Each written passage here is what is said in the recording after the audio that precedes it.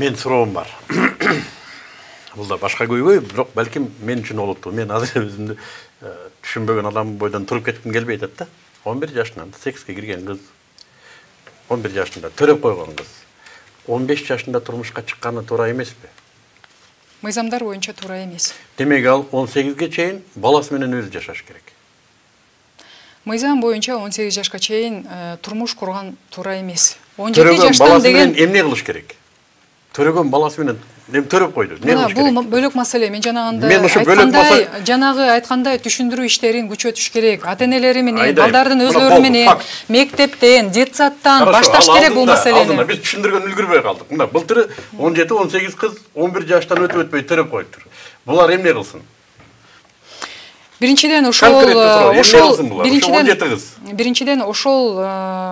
жагдайга алып келген адам сөзсүз түрдө жоопко тартылышы керек. Мени жазалайлы, аталы Марска, аяка бияка ссылка жөнтөл. Мына кыздар эмне кылсын?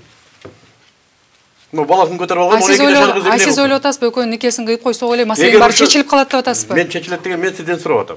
Мына 12 жашар кыз баласын көтөрүп алган. Эмне кылыш керек? Андай болбош керек. Эгерде болгон болбош керек болчу, эгерде болгон болсо, айтып атпаймынбы? Адам, ошол жагдайга алып келген адам биринчиден жоопко тартылышы керек. Тарттык жоопко, бүттү, тарттык. Аны камадык. Дальше эмне кылат мына кыз? Эмне кылат деп сиз мамлекеттен эмнени күтүп атасыз? Мен мамлекеттен күткөн жокмун. Бул кызды эрге бериш керек эми. 12 жашындабы? Ананчы. Мен негизи бул программада мындай, эгерде ушундай нукта сөз боло турган болсо, катышканым да туура эмес да негизичи. Бул маселени сиз менен обсуждать эткеним дагы өзүмө өтө туура эмес.